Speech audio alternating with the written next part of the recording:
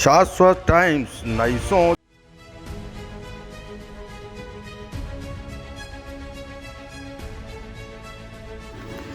Bio रेमेडिसियन तकनीकी के द्वारा गंगा में मिलने वाले गंदे नालों के पानी को किस प्रकार बायो रेमेडिसियन तकनीकी से साफ किया जाता है,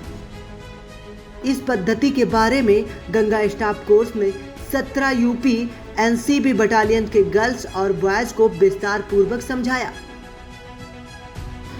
गंगा स्टाफ फोर्स के लेफ्टिनेंट महेंद्र यादव ने अलग अलग पौधों के द्वारा पानी को साफ करने की पद्धति के बारे में बताया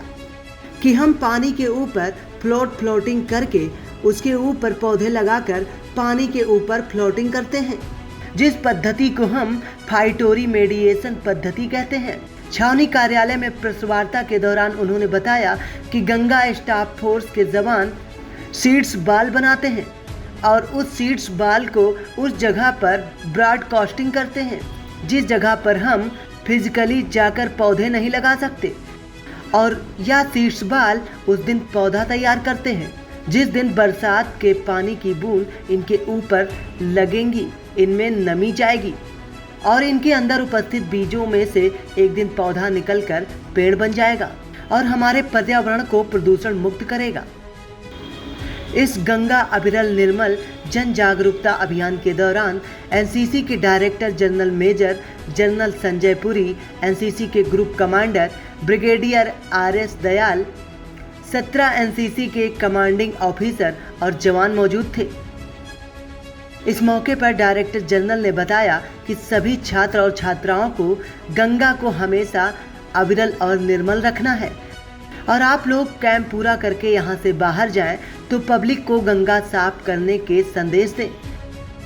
भारतीय सेना की यह बटालियन कर्नल वेद ब्रत विद्या के दिशा निर्देशन पर पिछले 3 साल से लगातार गंगा को अविरल निर्मल करने में लगी हुई है। इस बार बच्चों का जो एनसीसी कैंप है इसमें बिल्कुल एक चीज़ नई है, जो एक गंगा टास्क फोर्स के एक जो बटालियन है जो कर्नल वेदवत वैद्या के दिशा निर्देशन में काम कर रही है, और ये गंगा को साफ़ रखने के लिए कानपुर से लेकर वाराणसी में पिछले 3 साल से काम कर रही है।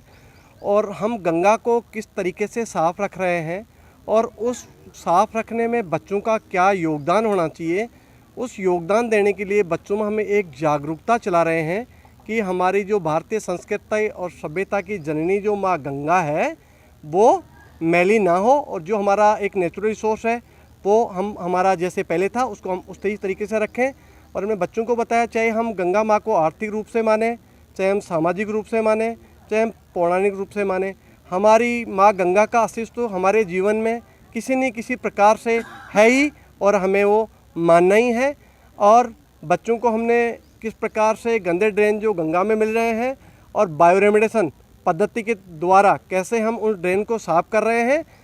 इसके बारे में बच्चों को हमने विस्तार से बताया है कि एक पेड़ों द्वारा